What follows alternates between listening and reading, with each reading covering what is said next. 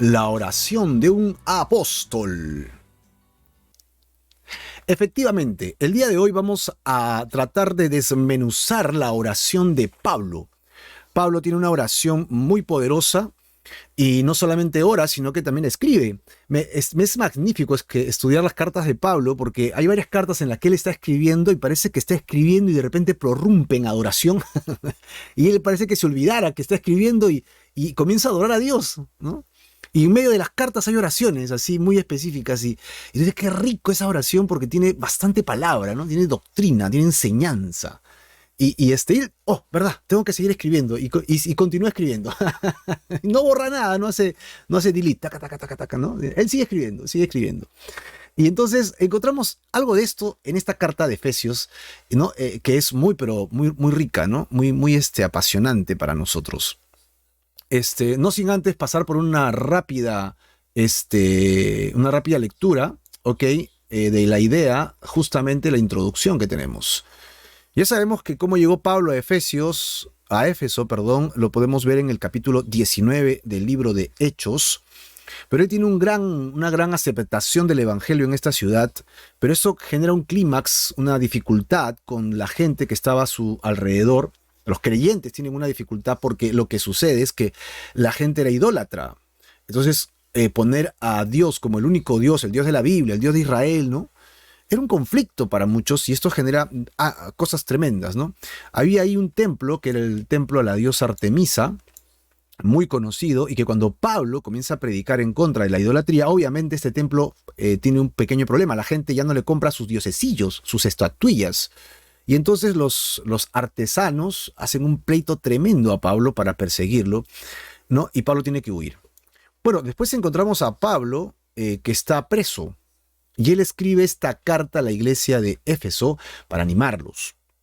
Ok, por eso es que es conocida como una de las tantas cartas de la prisión, ¿no? Las cartas carcelarias. Entonces Pablo escribe, recuerden que está escribiendo esto desde la cárcel, ¿ah? No lo está escribiendo cómodo por allí, ¿ah? Así que esta carta tiene dos temas. Uno es la historia del evangelio y la otra es cómo el evangelio debería en nuestra vida reflejarse, actuarse, vivirse. Ok, hay una gran diferencia entre saber teoría y otra cosa es caminar por lo que has aprendido, ¿verdad? Los verdaderos profesionales hacen eso. Investigan y lo llevan a la práctica, investigan y lo llevan a la práctica, y en la práctica, con error y acierto, aprenden a mejorarse y se vuelven especialistas. Ya está, te resumí lo que es una profesión de primer nivel. El que hace eso llega a ser un profesional de primer nivel. Y lo mismo sucede en las cartas de Pablo. Pablo lo que hace es lo siguiente, te muestra la doctrina y luego te dice cómo tienes que aplicarla. Es sumamente práctico. Pablo lo tiene muy claro. Esto es lo que dice la palabra de Dios. Esta es la revelación de Dios. Ahora te toca aplicarlo. 1, 2, 3, 4. 1, 2, 3, 4. 1, 2 y así, así. Y Dios quiere que así sea la palabra de Dios. Si Dios nos escribe y nos habla, no la va a poner difícil. Si Dios nos escribe y nos da enseñanza y nos da mandamientos, es para que aprendamos a vivirla. Así que por eso es importante leerla en el contexto, ¿no? De estos días viernes, como es una lectura inductiva, tiene un poco esta idea de que juntos podamos ir a través del texto leyéndolo inductivamente, observamos, interpretamos y aplicamos para llevarlo a nuestra vida en el contexto. Esa es la forma ideal de leer la Biblia. Bueno, estos bosquejos nos ayudan mucho. Lo primero sería entonces la teoría. Son 3 capítulos de pura teoría, ok, pero nosotros vamos a desmarcar acá, pues, de su teoría los puntos importantes y lo vamos a destacar para poder llevarnos un mensaje claro. Así que hoy día vamos a hablar de los 3 puntos importantes de la oración de Pablo. Y lo que Pablo había hecho era básicamente en la primera parte que habíamos estudiado acerca del poema inicial alabando a Dios por el hecho de Cristo, ¿no? Es la cabeza de la iglesia. Alabar a Dios por lo que Él ha hecho por nosotros. Nosotros, que somos los gentiles, ¿ok? Junto con los judíos que vienen a Cristo como la cabeza, venimos a ser por conclusión la familia del pacto que Dios hizo con Abraham. Eso lo vimos en Génesis capítulo 12, los 3 primeros versículos. Dios le prometió a Abraham que en él serían benditas, y no solo los judíos, sino todas las familias de la tierra. Entonces, en el cumplimiento de su descendencia, como ya Pablo lo explica también, que su descendencia de Abraham no es en plural, sino su descendencia es en singular. Y está hablando de nada más ni nada menos que de Jesucristo, del Mesías. En él serán benditas las naciones. Así que todo aquel que viene a Jesucristo es bendito y Dios lo adopta como hijo. No importa si es judío o si es gentil. Y esa es la idea. Jesucristo junta debajo de su sombra a todo aquel que quiere creer en él. Y el versículo 10 nos decía reunir todas las cosas bajo él, ¿no? Bajo su mesianismo. Y así entramos pues a la parte de hoy día, que es como en esa primera sección encontramos al Padre, al Hijo y al Espíritu Santo actuando. Y ahora lo que vamos a experimentar es la oración de Pablo, ¿no? Del versículo 15 al versículo 23. Y él dice que experimentemos el poder que levantó a Jesús de los muertos. ¿Quién es el que levantó a Jesús de los muertos? El Espíritu Santo. Y ese poder que levantó a Jesús está en nosotros. Y él desea que nosotros vivamos por ese poder maravilloso. Yo te invito a que me acompañes a Efesios capítulo 1, verso 15. Y yo te voy a invitar aquí con mi texto. Vamos a ver.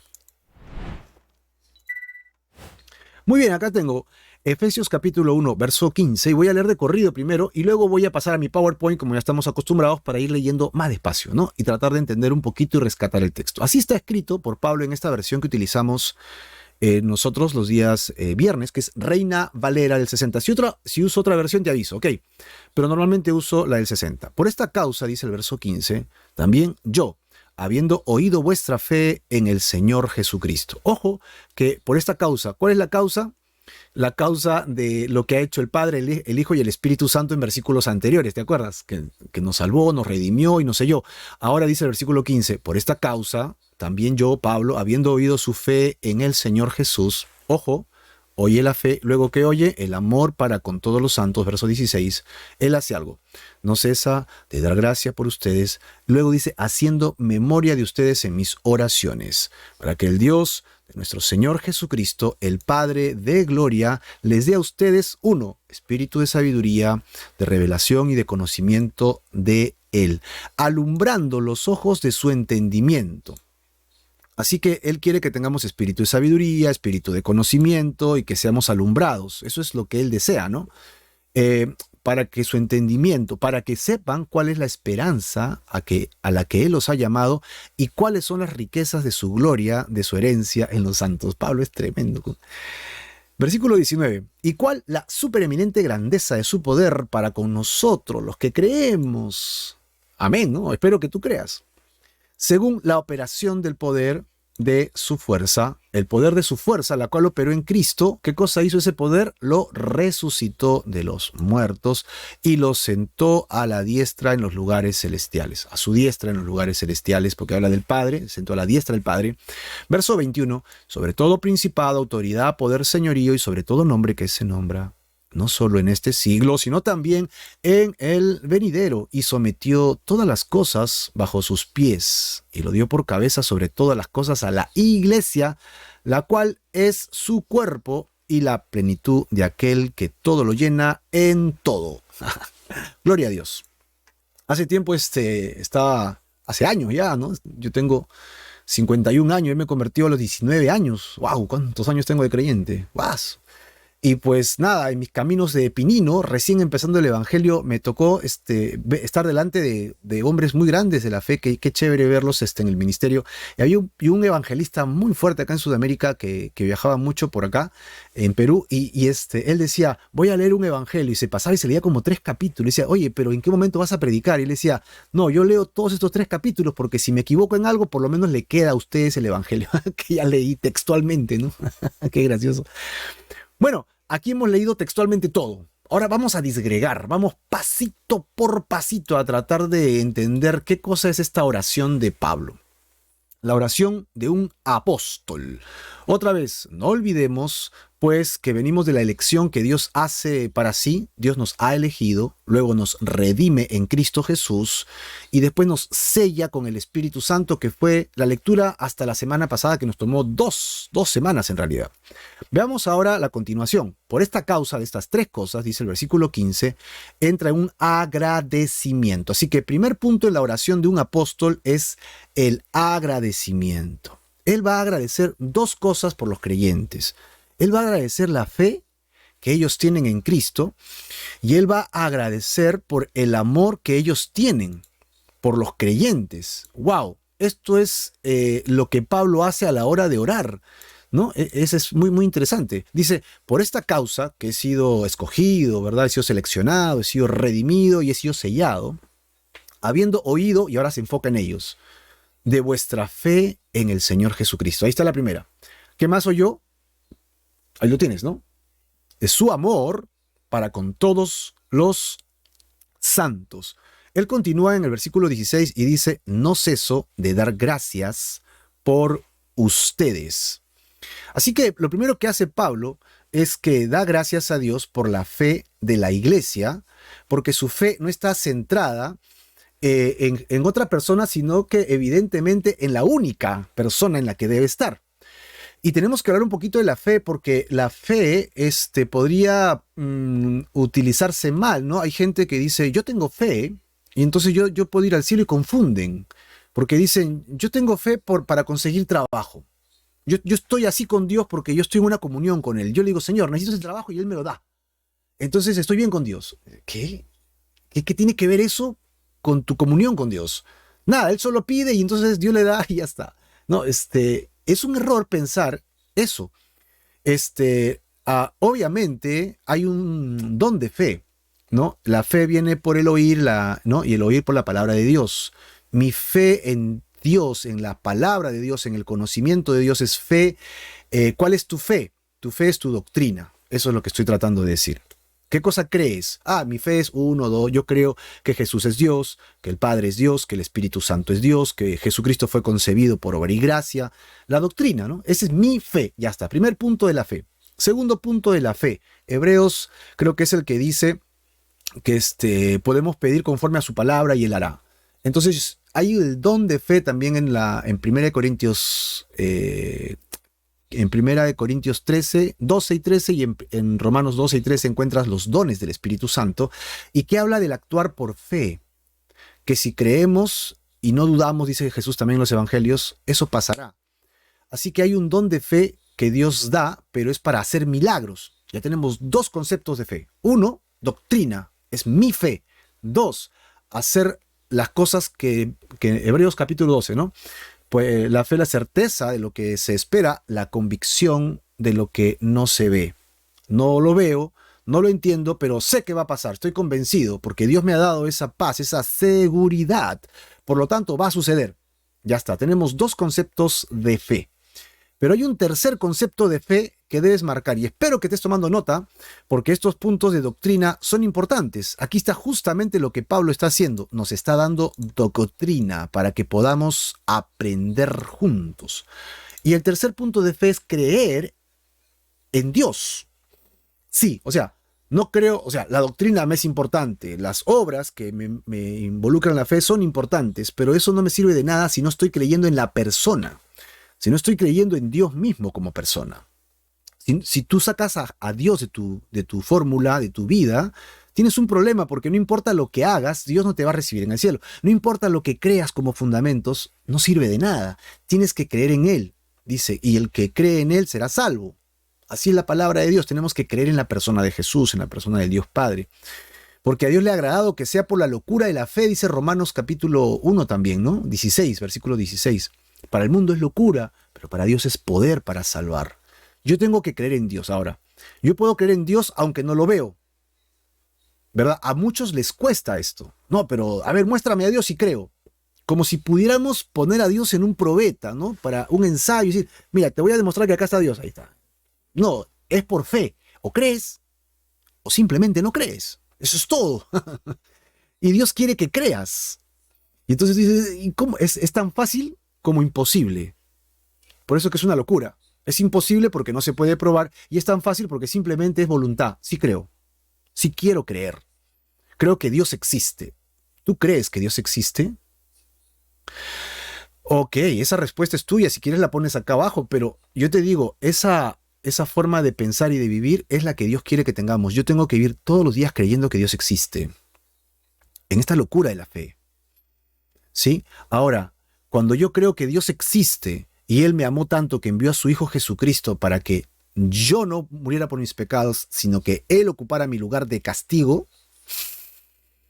entonces estoy creyendo en el poder de la redención de Dios, en la obra que Dios ha hecho a mi favor. Estoy creyendo en Jesucristo como mi Señor y como mi Salvador. Por eso dice, habiendo oído de vuestra fe en el Señor Jesús.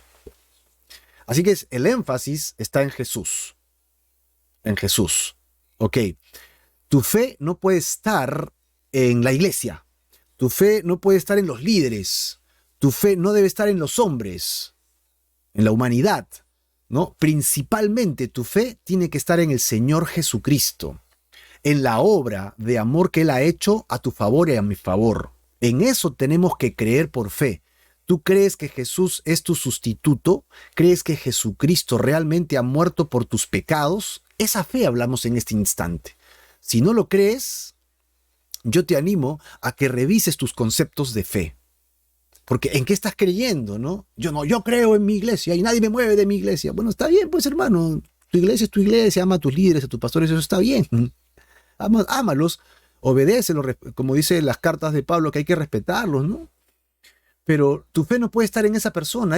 Los seres humanos no salvamos a nadie, no tenemos el poder de redención ni de salvación. Yo no te puedo salvar a ti, ¿no? Con las justas, entiendo yo que puedo ser salvado por Cristo y te lo comparto. No tengo el poder de salvarte. ¿Y cómo te voy a mantener espiritualmente? Es imposible. Así que no creas en los hombres, sino en la palabra de Dios. Eso es tu fe puesta en Jesús. Por esta causa también yo, habiendo oído de vuestra fe correcta, de vuestra fe bien puesta, bien fundamentada en la persona del Señor Jesucristo. Primero, así que acá tenemos una columna. Mis ojos están puestos hacia el cielo, en la obra misericordiosa, grandiosa de Jesucristo para redimirme, para salvarme. Amén. Segundo, ahora hacemos un travesaño horizontal, ¿sí? Eso me da una cruz, ¿no? Primero hacia Jesús y luego horizontal. ¿Por qué? Porque dice de su amor para, no Dios, para los santos. ¿Ve la diferencia, no? Con relación a Jesucristo es fe y con relación a mis hermanos es amor. Pablo había escuchado estas cosas, el amor que ellos tenían entre los hermanos de la iglesia. Da gracias por el amor universal que tenían entre ellos. Y este amor que se tiene, que es el amor ágape, es el amor de Dios por nosotros. Recuerda que si tú has puesto tus ojos en Cristo, tu fe en Cristo como Salvador, dice que Él te da todo su amor. Amén. Vamos a verlo más adelante también, el fruto del Espíritu. En Santiago también encontramos eso. Y ese amor que Él nos da, que es suyo, ¿no? A nosotros no nos es natural el amor de Dios. Lo que nos es natural es el amor con el que Dios nos diseñó. El amor filial, ¿verdad? Con la pareja. El amor eros, que es entre los esposos, ¿no? El amor filial, perdón, es entre la amistad. Y así, ¿no? Diferentes tipos de amores que nosotros conocemos nos es natural, pero son egoístas, ¿verdad? Nuestros amores naturales son egoístas. ¿Por qué? Porque yo te doy, pero siempre estoy esperando recibir algo, pues, ¿no? Y es correcto, está bien, porque así hemos sido creados por Dios. Yo te doy amor, respeto, pero yo también estoy esperando que me respetes y que me ames, ¿no? Seguro te amo más, entonces yo tengo paciencia, pues, no te espero un poquito, ¿ya? Y está bien, pues, pero estoy esperando recibir. Estoy esperando que tú también te comportes bien conmigo, sea que fueses mi hijo, mi hermano, mi amigo, mi cónyuge. Ese amor que nos es natural no es el que está pidiendo acá. Es el amor que Dios me da cuando yo me convierto a Él. Es su amor, y eso lo encuentras en 1 Corintios capítulo 13. El amor es sufrido, benigno, todo lo espera, todo lo soporta. ¿Recuerdas ese amor? Ese amor no es natural, ¿no? Dice, ¿cómo lo vas a perdonar después de todo lo que te ha hecho? No. ¿Cómo puedes seguir esperando que suceda algo con esa persona después de tan mal que se ha comportado? Es el amor de Dios, pues, ese no es natural, ¿no? El que no es egoísta, es el amor de Dios. Ese amor de Dios es lo mismo para con nosotros. La pregunta sería, ¿cómo es que Dios me puede soportar a mí tanto después de todo lo que he hecho yo? Y es porque estoy en el amor de Dios. Estoy en el amor de Dios. Si no, no me hubiera soportado el Señor. Gracias, Señor, por tenerme paciencia. Así que acá tengo dos vigas. Una vertical, que es mi fe, y una horizontal, que es amor. La vertical, que es fe hacia Jesucristo, pero con relación a mis hermanos, horizontalmente Dios no me pide fe, sino amor. Ya lo sabes, ¿ah? Y él está agradecido porque ve que los efesios se están comportando adecuadamente. Tienen una cruz en sus vidas, bien clavadas hacia Dios y hacia sus hermanos. Obviamente este amor evita pues ser exclusivistas, ser sectarios, ¿no? Tú eres mi grupito, tú eres mío. No, no, no. Somos del Señor. Somos del Señor. Así que este agradecimiento es doble. Ya sabes la primera parte de la oración de Pablo. Agradece. Agradece. Así que cuando ores puedes hacer esta oración también. Entras en oración y dices, Señor, gracias porque mis hermanos están caminando en la fe. Gracias porque me estás enseñando a amar a mis hermanos. No me es fácil, Señor. Hay algunos que son más pesados que otros que son más chinchosos que otros. Y yo también, Señor, soy pesadito, ¿no? Ahí reconocemos nuestras faltas también. Y cuando hacemos esto, entonces estamos cumpliendo con este tipo de oración, que es la de Pablo. Dar gracias. Porque a continuación, en la primera parte del versículo 16, dice justo eso, ¿no? Él ha oído estas dos cosas y es por eso que no deja de dar gracias por ellos. Las gracias de Pablo están enfocadas por las personas amadas en Cristo Jesús. Hemos sido redimidos, pues comprados por la sangre del Cordero, ¿no? Es interesante que no da gracias por bendiciones materiales, ¿no? Señor, gracias porque estoy en la cárcel y aún así me cuidas. No, él está agradeciendo por los creyentes. Este es interesante. Pablo siempre es interesante en sus cartas. Luego, Pablo continúa en el versículo 16, ¿ok? Dice, haciendo memoria de ustedes en mis oraciones.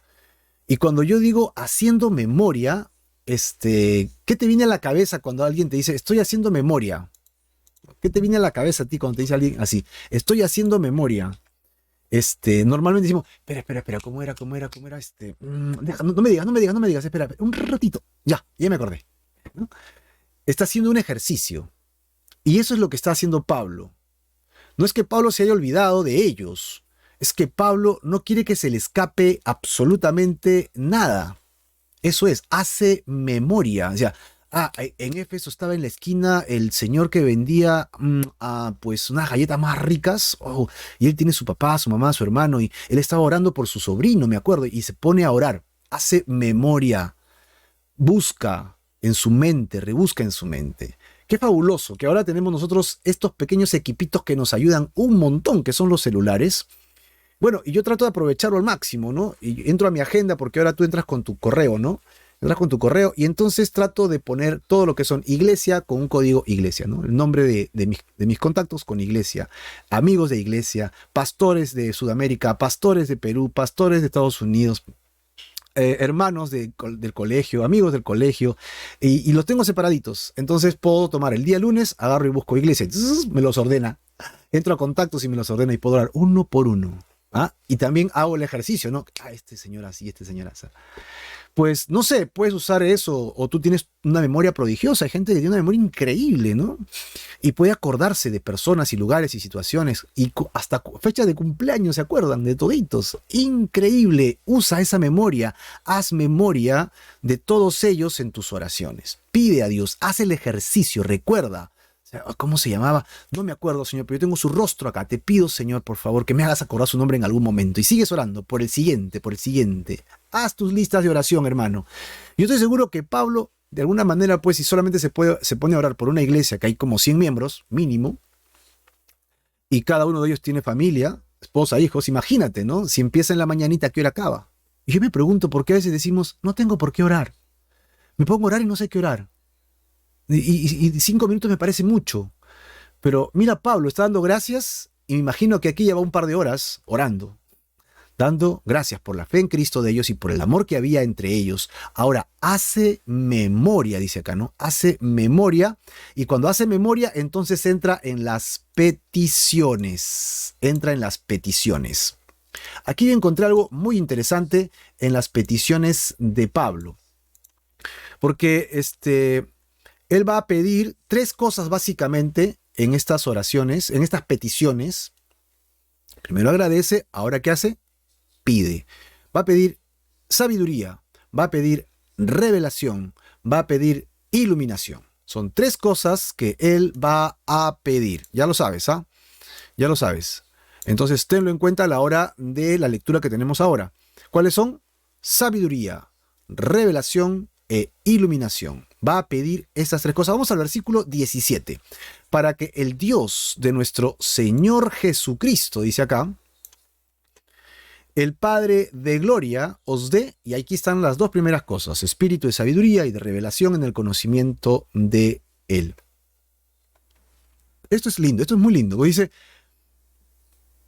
pido por ustedes en mis oraciones para que el Dios, que es el Padre de gloria. Ya tenemos nosotros la diferencia, Padre, Hijo y Espíritu Santo. Los conocemos como las tres personas de la Trinidad y lo vimos del versículo 3 al 14 en sus tres funciones importantísimas, que ya lo habíamos detallado. El Padre elige, dice Pablo. El Espíritu Santo, ¿qué hacía? Perdón, el Hijo, que es Jesús, ¿qué hacía? Nos redime, ¿no? Y si quieres saber qué significa eso, ve al video anterior, porque ahí desarrollamos el tema de la redención, ¿no? Nos redime, nos compra por un precio, y cuando ya somos comprados, somos adquiridos, ¿no? Esa es mi fe está en eso, que Él me ha adquirido, sí, me ha comprado con su sangre. Viene el Espíritu Santo y ¡za!, me sella. Las tres personas de la Trinidad tienen tres funciones distintas, sin embargo, ninguna de ellas es menor a la otra. Simplemente hay un acuerdo celestial, y en este acuerdo celestial todos se han puesto a hacer lo suyo, pero no significa que uno sea mayor que el otro. Jesús hace la voluntad del Padre porque el Padre con el Hijo hacen la obra en nosotros. El Espíritu se somete al Hijo y al Padre y el Espíritu hace la obra con los tres juntos. No olvidemos que Dios es omnisciente, omnipotente, ¿verdad? Y Él lo puede todo, lo sabe todo y está en todo lugar. Al hacer esto, Dios no se separa. No sé si puedo explicártelo desde acá ahorita, pero me es un poquito dificultoso verlo aquí chiquito. A ver, ya. El Padre, el Hijo y el Espíritu Santo son uno y siempre están juntos. Lo que pasa es que si yo lo veo desde la tierra, yo veo al Padre, al Hijo, al Espíritu obrando, ¿no? Porque esta época, por ejemplo, de la gracia es el tiempo del Espíritu Santo. El Espíritu es el que está obrando. Entonces yo me muevo por el Espíritu Santo. Es Él quien me ha inspirado la palabra y me hace entender la palabra. Es Él quien me impulsa a la santidad, me impulsa a hacer lo correcto. Es la obra del Espíritu Santo. El tiempo de la gracia, tiempo del Espíritu Santo. Cuando Jesús vino a la tierra y estuvo en su ministerio de 3 años durante sus 33 años de vida, podríamos decir que era la época en que Jesús administraba el tiempo y Él estaba lleno del Espíritu. Nadie más. Hasta que Él asciende y envía su Espíritu a los apóstoles, y ahí viene el tiempo de la iglesia, el tiempo de la gracia, el tiempo del Espíritu. Antes de eso, se conocía en el Antiguo Testamento el mover del Padre, ¿no? El Padre en conjunto y el Padre, o sea, cuando se habla de Jehová o de Dios, se estaba hablando del Padre, pero no estaba separado ni del Hijo ni del Espíritu Santo.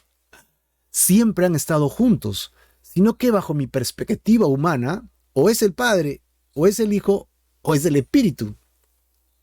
Pero ninguno de los tres están separados. Es como decir, los tres están juntos y a la hora que se muestran a Marco, ¡pum!, sale el Espíritu, ¿no? Yo veo el Espíritu nada más. Pero ellos están unidos, siempre están unidos, en todo tiempo y en todo lugar. Así que no podemos separarlos. Los tres están siempre unidos. Aquí en el versículo 17 que hemos estado leyendo dice, para que el Dios de nuestro Señor Jesucristo. Otro detalle que tenemos que entender acá es que algunos dicen que como aquí dice Dios de Jesús, entonces Jesús no es Dios. Eso es un error también. ¿Por qué? Porque acá está diciendo el Dios de nuestro Señor Jesús, dice. ¿De Jesús nada más? ¿O dice de nuestro Señor Jesucristo? Ojo que Señor está con mayúscula, ¿no? Así que le está dando un tenor, un valor que no es un Señor cualquiera, ¿no? No es un Señor más por allí. Es el Señor. 2. Jesús el Cristo. Y lo que nosotros leemos como Jesucristo es la unidad de esas dos palabras. Jesús el Cristo, o Jesús el Mesías, o Yeshua HaMashiach, como dicen los hebreos, ¿no?, cuando lo pronuncian. Jesús el Cristo. Así que no olvides que Dios, Padre, Hijo y Espíritu Santo estaban de acuerdo que el Hijo vendría a la tierra y se iba a ser 100% hombre. Aquí encontramos nosotros la encarnación de Dios, que fue por obra y gracia del Espíritu Santo en María. Todos tenemos claro ese concepto, ¿sí o no? Cuando Jesús vino al mundo y se hizo hombre, no fue un semidios como creían los griegos y los romanos, ¿no?, como tenían semidioses, sino que Jesucristo era 100% Dios encarnado en un cuerpo 100% humano. Ese Jesús, el Mesías, es el hombre humano, totalmente humano, que dentro de él contenía al Señor, a la segunda persona de la Trinidad.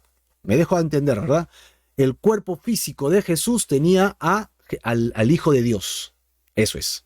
Pero ese cuerpo es 100% humano. Ese cuerpo considera al Dios Padre como Dios. Tenemos que separarlo. No podemos juntarlo en esta frase.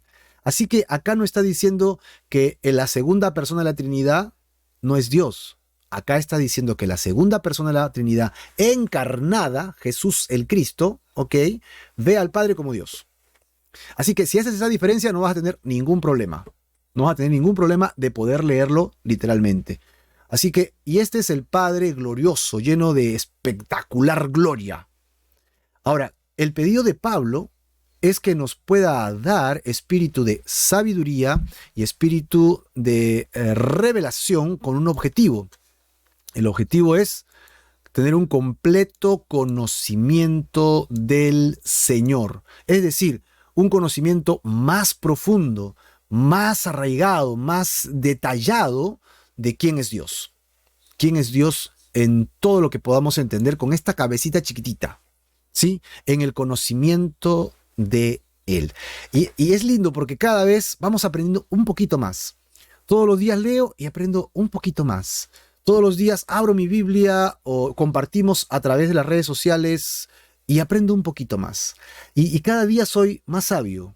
Cada vez tengo más revelación, cada vez tengo más comprensión de lo que ya fue inspirado, de lo que ya está escrito. No voy a tener nueva revelación, ojo, ya no existen más nuevas revelaciones. Ya se cerró el libro del Nuevo Testamento y no hay nadie que se pueda parar y decir, tengo palabra de Dios para ti, y me diga algo en contra de lo que ya fue revelado.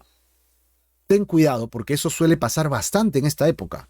Tengo palabra de Dios para ti, escúchame, y te dice cosas que no están en la Biblia. Y tú te lo pasas, te lo comes y lo digieres, y lo vives, y lo crees, y vives por eso.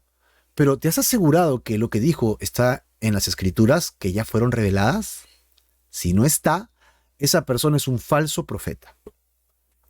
Si no está, ese hombre o esa mujer es un falso enviado de Dios. Ten cuidado, porque la única forma en que yo puedo estar seguro es si alguien me dice algo de la revelación que ya fue dada. Sabiduría y revelación en el conocimiento de Él, ¿no? El libro, Juan escribió el Apocalipsis y ya cerró el libro, dijo que no hay más. Pablo se consideró el último apóstol, evidentemente que tenía calidad de inspiración o revelación divina para escribir palabra de Dios. Nadie más tiene revelación ahora. Revelación nueva es falsa. Ojo, revelación nueva es falsa, no existe. Ese es han pasado 2000 años y este mensaje que te estoy predicando es el mismo mensaje de hace 2000 años. No es nuevo, sino que de repente recién lo estamos entendiendo, pero es en el contexto. Pero no te estoy dando un nuevo mensaje. Ese nuevo mensaje que te podrían dar es el peligroso. Por ejemplo, algunos dicen que Jesucristo es un ser creado, es un ángel y es hermano de Satanás. Eso dicen. Eso es otro evangelio. Eso no es lo que dice la palabra de Dios. Acabamos de ver que Jesucristo es la segunda persona de la Trinidad, es Dios hecho carne. No es un ángel. Por lo tanto, eso sería una blasfemia en contra de los principios de Dios. Entonces, una revelación nueva puede ser nociva eternamente para tu alma. Asegúrate de leer la Biblia verso a verso, capítulo a capítulo, en su contexto.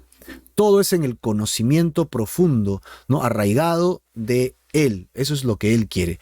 Muy bien, acá tenemos entonces en la petición que Él hace, lo primero que vamos encontrando es la necesidad de Pablo para que los creyentes puedan entender estas cosas. Sabiduría y revelación. Así que cuando ores, ya sabes qué orar. Agradece por la fe, ¿te acuerdas? Y por el amor de tus hermanos, y luego comienza a pedir. ¿Qué vas a pedir? Vas a pedir para que tus hermanos, tus amigos, tus familiares que no conocen a Cristo se acerquen a Él y tengan revelación, que tengan sabiduría en el conocimiento de Él. Y acá viene lo tercero, lo siguiente. Alumbrando los ojos de vuestro entendimiento. Lo tercero que pide Pablo es iluminación, ¿no? Para que podamos entender a profundidad. ¿Por qué Él quiere que seamos alumbrados? Esto es un concepto bastante neotestamentario y también, bueno, el Antiguo Testamento. ¿Recuerdas? Jesús dice, yo soy la luz del mundo, ¿verdad? Las cartas de Juan dice, Dios es luz, no hay ninguna tiniebla en él. En el Antiguo Testamento encuentras la imagen clara de que Dios es luz, ¿no? Y siempre relaciona a la oscuridad y a las tinieblas con el tema del pecado o el tema de Satanás y su influencia. Cuando él dice alumbrando, es que antes de conocer a Cristo, dice que yo andaba a tientas, ¿no? No podía discernir el bien del mal espiritualmente hablando. Yo andaba en mis propios caminos y en la oscuridad que este mundo me ofrece, porque no había encontrado la luz de Dios. Cuando vengo a Cristo, es como que prenden un foco y digo, oh, acá estaba. Era tan fácil. ¿Por qué no lo veía antes? ¿Por qué no lo entendía antes? Porque ahora tus ojos han sido iluminados de parte de Dios para que puedas entender sabiduría y revelación en el conocimiento de Dios. Por eso que incluso, y esto parece anecdótico, ¿no? Paradójico, no sé si es la palabra, que hay teólogos que no creen en Dios. Qué loco. Hay gente que estudia la Biblia pero no cree en Dios, ¿no? Y hay gente que lee la Biblia y no cree en la voluntad ni en la palabra de Dios. ¿Pero por qué? Es porque sus ojos siguen en oscuridad, pues. No se han arrepentido de sus pecados. No han venido al Señor no han venido a Dios buscándolo como Señor y Salvador para hacer que haya sido elegido, redimido y sellado. Se han salteado estas tres cosas y han ido de frente al conocimiento. Y eso se queda acá arriba. Y no hay sabiduría, no hay revelación, no hay iluminación. No funciona solo leer la Biblia y querer enseñar. Hay gente que predica el Evangelio y está en la carne. Hay gente que habla de Dios, pero vive una doble vida. Es que están siendo irreverentes a Dios, no se han humillado ante el poder de Dios y es peligrosísimo. Así que Pablo pide iluminación a los ojos, iluminación para nuestras vidas. Y tú puedes pedirle a Dios como un tema personal, ¿no? Señor, ahora te pido para que yo tenga la sabiduría adecuada, la revelación adecuada. Ilumina mis ojos, Señor, para poder entender bien las cosas. ¿Y qué cosa es lo que pide que podamos ser iluminados? Tres cosas va a pedir que seamos iluminados para entender la esperanza, la riqueza, ¿no? Y el poder de Dios. Tres cosas que podemos nosotros tratar de que seamos iluminados, ¿ah? Esperanza del Evangelio, las riquezas de la herencia de los santos y el gran poder del Señor. Eso es lo que Pablo desea, que seamos iluminados, que podamos entender. Vamos a verlos entonces. Para que seáis capaces, dice acá, ¿no? Para que seáis capaces de entender. Para que seáis capaces, perdón, sí, versículo 18. Para que sepáis cuál es la esperanza a que Él os ha llamado. Esa es la primera. Segundo, cuáles las riquezas de la gloria de su herencia en los santos. Ahí está la segunda.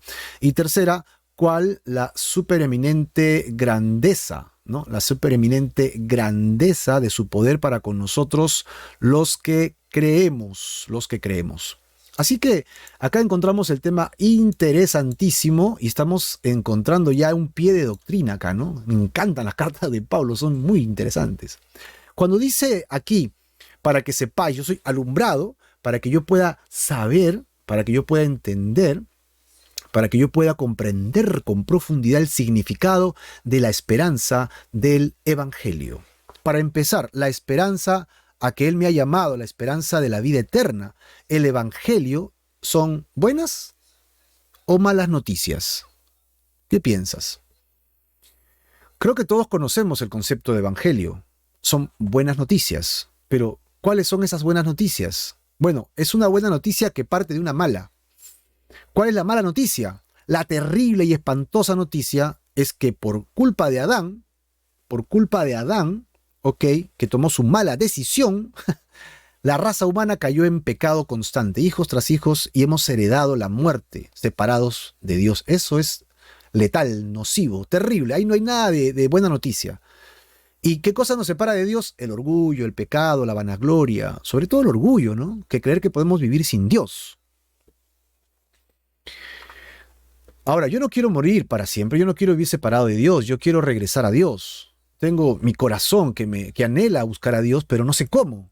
Y ahí está la buena noticia. La buena noticia es que no tengo que ir al infierno y vivir separado con Dios.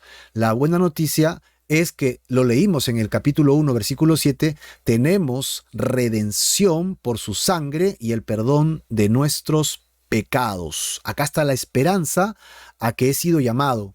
¿Cuál es la esperanza? La esperanza es que mis pecados son limpiados. Esa es mi esperanza. En Romanos 6:23 dice, porque la paga del pecado, ¿te acuerdas qué es? A ver, ¿quién me ayuda? La paga del pecado es, muy bien, dice muerte. Mas el regalo, la dádiva de Dios es otra cosa, no es muerte. Es vida eterna en Cristo Jesús, nuestro Señor. Así que, ¿cuál es la esperanza a que yo he sido llamado? Yo soy iluminado y tengo que tratar de entender esto. Tengo que memorizar esto, tengo que llevarlo a mi corazón y vivir por esta verdad. ¿Cuál es la verdad? Que no tengo que morir en el infierno por la eternidad. Esa es la verdad. Tengo redención, he sido comprado por el precio de la sangre de Jesús. Mis pecados han sido borrados, esa es mi esperanza, el llamado que tengo en mi vida, y Dios no quiere que muera, sino que tenga vida eterna en Jesucristo, que es mi Señor. Ahí está la esperanza. Así que esta petición de Pablo habla de que yo pueda entender esto, que yo tenga luz para entenderlo. Cuando yo puedo entender esto, puedo compartirlo. ¿Qué voy a compartir si no lo entiendo? Dice, predica el evangelio, pero ni siquiera lo entiendo, dicen algunos. Ni siquiera entiendo por qué soy salvo. Ahora te lo estamos diciendo. Eres salvo porque, o sea, te ha salvado Dios porque estabas condenado a la muerte eterna por tus pecados. Has robado, has mentido, has codiciado, la lista es larga, sigue. Solo bastaba con uno, hermano. Solo bastaba con uno, dice Santiago, para que no seamos admitidos delante del reino de Dios. Solo basta con uno, que hayamos pecado una vez en tu vida nada más, porque Dios es santo, pues, ¿no? Ya estábamos fritos, pescaditos, como dicen por ahí de manera criolla, ¿no? Por lo tanto, la esperanza es eternidad, perdón de pecados, redención, vida eterna con Cristo Jesús. Solo si voy a Jesucristo. Si voy a Jesucristo arrepentido y creo en eso, tengo vida eterna. Esa es mi esperanza, resurrección de entre los muertos. Segundo, soy alumbrado, dice acá, ¿para qué? Para que me pida iluminación y entendimiento, para que podamos comprender las riquezas de la herencia de los santos. ¿Cuál es la herencia de los santos? En este mismo capítulo, en el versículo 10 y 11, era que Jesucristo quiere reunir todas las cosas en Él. Él es la cabeza, ¿no? Y la riqueza de la gloria de su herencia en los santos, en el versículo 11, que ya lo hemos visto, es que tuvimos herencia habiendo sido predestinados. Yo he sido adoptado como hijo. Y como hijo adoptado, entonces Dios me va a dar herencia para compartir con Él. Sea que creas que te la merezcas o no, es lo que Dios quiere dar. Es lo que Dios quiere hacer. Esto es interesante, ¿no? Así que yo tengo que tratar de entender esa riqueza de la herencia en Cristo Jesús. Colosenses, capítulo 1, verso 12, dice que con gozo, dando gracias al Padre, nos hizo aptos para participar de la herencia de los santos en luz. Así que no es que yo sea apto, es que el Padre, porque yo he sido redimido en la esperanza, es que me hace apto. Eso es, me es otorgada esto, me es regalado el ser apto.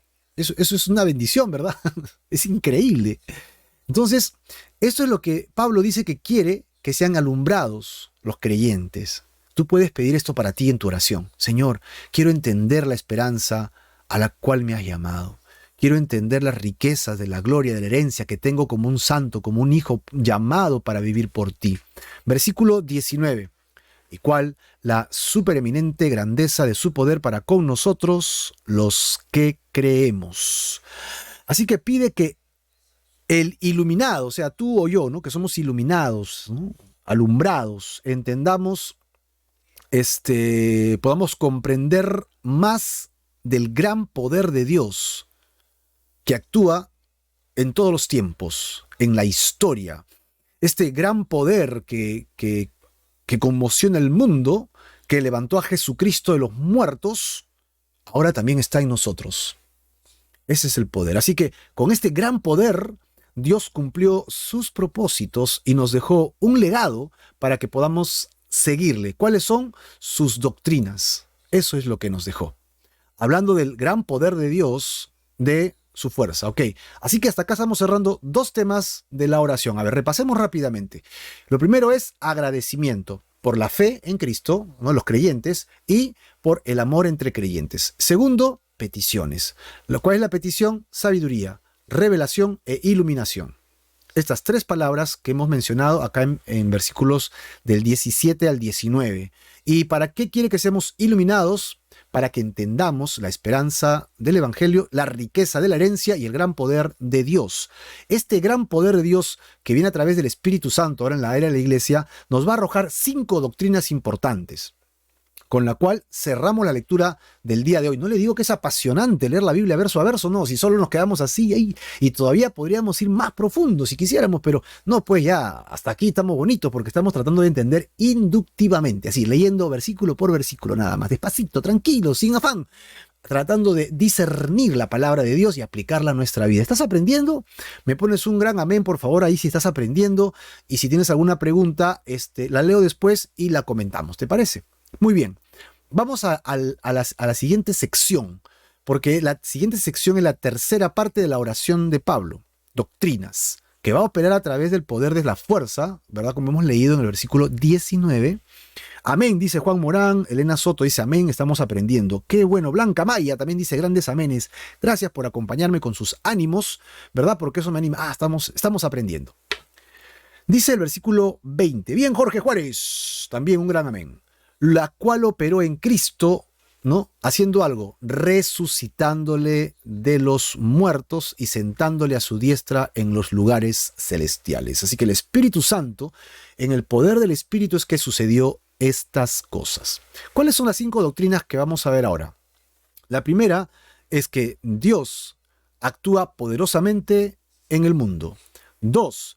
La segunda doctrina es la resurrección de Jesucristo y lo está diciendo en una oración, ¿eh? O sea, él está orando a Dios. 3. El señorío universal de Jesucristo. 4. Jesucristo es la cabeza de la iglesia. Y 5. La iglesia es el cuerpo de Cristo aquí en este mundo. 5 doctrinas que Pablo va a describir en su oración, dando gracias porque hemos podido entender las cosas de Dios, y él dice que en el Espíritu Santo y que es su poder en nosotros, va a actuar haciendo que estas cosas sean valideras, ¿no? Dios actúa en el mundo poderosamente. Jesucristo ha resucitado entre los muertos. Gloria a Dios. El señorío universal de Jesucristo. Jesucristo es la cabeza de la iglesia y la iglesia es el cuerpo del Señor, el cuerpo del Señor Jesucristo. Muy bien, vamos por partes entonces. El versículo 19 dice: la cual operó en Cristo resucitándole de los muertos, ¿no? La primera es que operó con poder, la segunda es que lo resucitó de entre los muertos. Todos conocemos la historia de la resurrección de Jesús. Pero tú dirás, Marco, Jesús también resucitó a Lázaro. Pero no solo a Lázaro. Yo recuerdo que Jesús llegó a un pórtico de una ciudad y salió una viuda y Jesús se entristeció de la viuda porque era también era una viuda que estaba perdiendo un hijo, o sea, se iba a quedar totalmente desamparada, y por amor a esta mujer, Jesús pone manos sobre el muertito que era el hijo y lo resucita y se lo devolvió a la madre. Así que tenemos otra resurrección. Son resurrecciones que están tipificadas en el Evangelio. Sin embargo, es increíble que tú ves en el Evangelio que Jesús resucitaba, sanaba, ¿no? y liberaba de demonios. Así que no fueron las únicas, hubieron más resurrecciones. Luego tú vas a ver que cuando Jesucristo resucitó entre los muertos, las piedras se reventaron, los sepulcros fueron abiertos, ¿no? Y los muertos que estaban allí salieron, dice, como las primicias. En el Antiguo Testamento ves al profeta que ora sobre el muerto y se levanta. En el Nuevo Testamento ves a Pablo que ora sobre un muerto que se cayó de la ventana porque se quedó dormido en la vigilia. ¡Blum! No te quedes dormido en las vigilias. No, es peligroso, te caes. Pablo baja corriendo, se pone sobre él, ora y entonces resucita. Marco, ¿qué diferencia hay entre todos esos resucitados y Jesús? Una gran diferencia. Que todos ellos resucitaron y volvieron a morir. Mientras Jesucristo resucitó para siempre. Nunca más vio la muerte porque venció a la muerte. Nosotros no podemos vencer a la muerte. Él resucitó con el poder para vivir para siempre, en ese cuerpo resurrecto, glorificado, que ascendió al cielo y que según Primera de Juan se nos es prometido a los creyentes, tendremos semejante al de Él porque le veremos tal como Él es. Así que ese poder que resucitó a Jesucristo en los muertos, no lo olvides, sigue actuando en nosotros. Tercero, ¿no? Ya vimos que Dios actúa poderosamente en el mundo. 2, la resurrección de Jesús. Tercera doctrina con relación al poder del Espíritu Santo. La doctrina del señorío universal de Jesucristo, porque dice acá, sentándole a su diestra. Así que lo primero que vemos es que asciende, ¿no? Él asciende a los cielos y luego se sienta en el trono celestial. Eso lo vemos acá en el versículo 20, ¿verdad? Versículo A y B. Sentándole a su diestra en los lugares celestiales. ¿No? Eso está, pero genial. Eso está genial. Así que Jesucristo muere, ustedes ya saben, pero resucita, gloria a Dios, y luego ¿qué hace? Asciende. Eso lo ves en el libro de los Hechos, cuando Jesucristo deja a sus discípulos, ¿no? Y les dice que esperen la promesa del Espíritu Santo, que vendría ya en la siguiente fiesta, que era la fiesta de Pentecostés, donde reciben como con lenguas repartidas de fuego sobre sus cabezas el poder del Espíritu Santo y la llenura del Espíritu Santo. Pero Jesús, ¿qué hace? Asciende.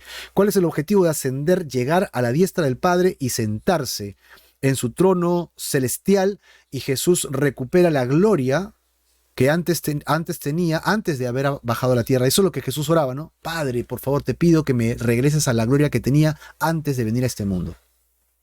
Y es que Jesucristo ahora ha añadido, y esto es un punto de inflexión importante, ¿eh? Jesucristo, como Dios, ha añadido humanidad a la divinidad. Esa frase es importante, ¿eh?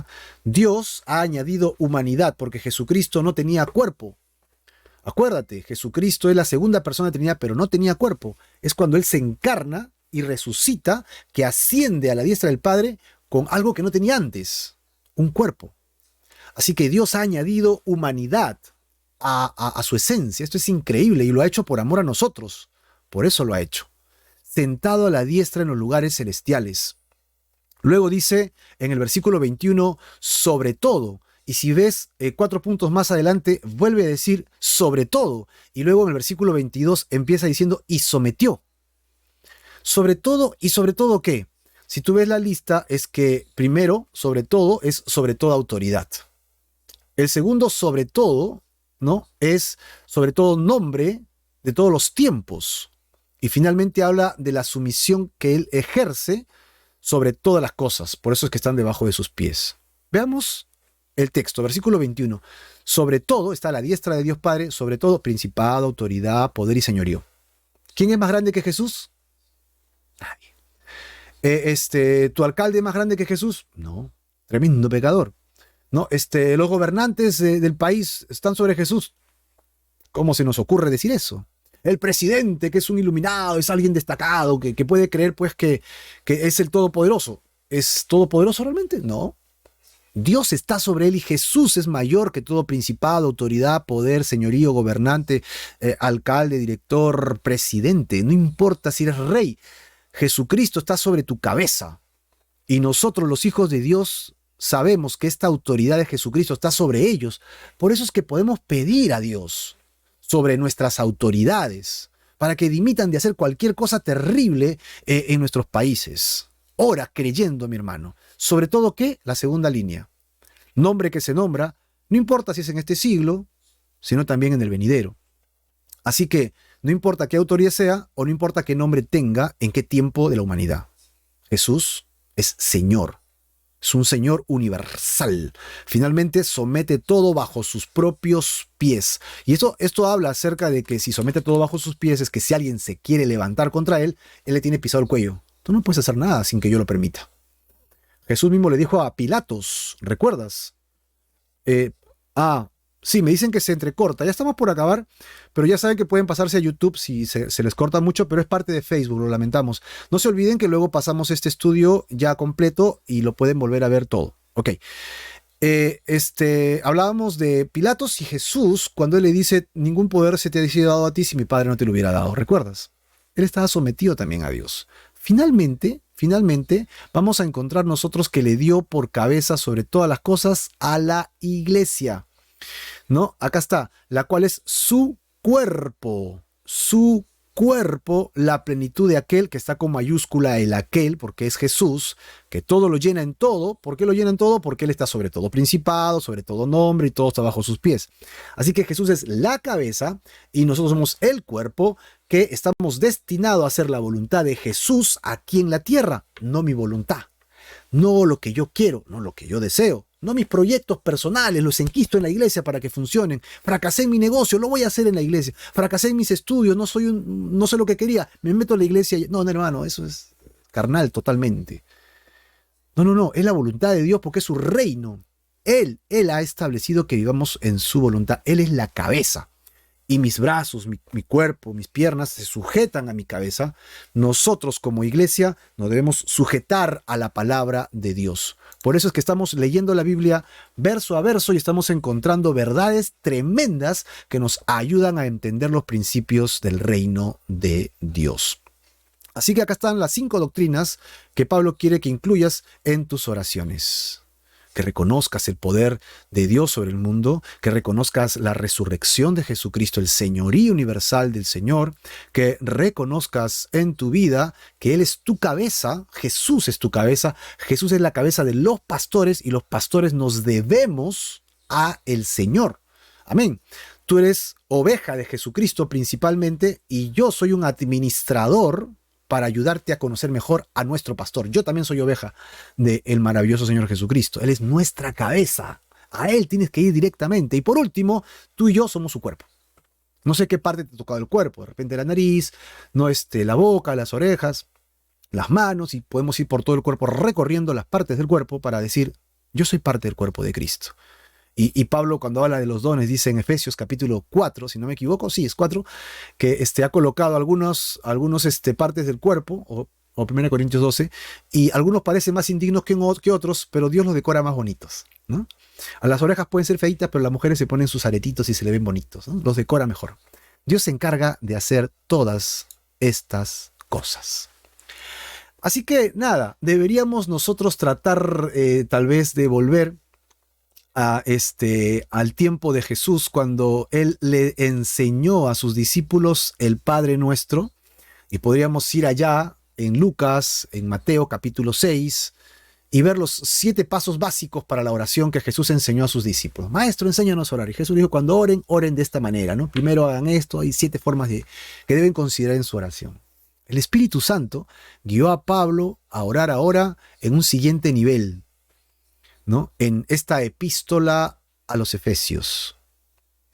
Así que traigamos nuestras oraciones públicas y privadas a la luz de este modelo de Pablo, ¿no? Y aprenderemos a ir incrementando nuestros tipos de oración. ¿Cuáles son? Agradecer, pedir y estar fundamentado en la doctrina. Así tenemos que orar. Agradecer por la fe en Cristo Jesús, por el amor entre los creyentes, pedir para que podamos comprender la esperanza del Evangelio, sus riquezas llenas de gran poder celestial, y tener en cuenta la doctrina del poder de reconocer la obra de Dios, el poder que resucitó a Jesucristo de entre los muertos, amén, y que nosotros, tú y yo, no somos cabeza, la cabeza es Jesús y nosotros somos el cuerpo de Jesucristo. De eso se trata. Así que, ¿qué te parece si oramos para terminar? Señor, te agradecemos por esta palabra que nos has dado el día de hoy y estamos gozosos de que estés con nosotros y que nos ayudes a caminar en tu voluntad, Señor, que nos ayudes a agradecer, a pedir y a manejarnos en la doctrina siempre en nuestras vidas. En el nombre poderoso de Jesús. Amén y amén.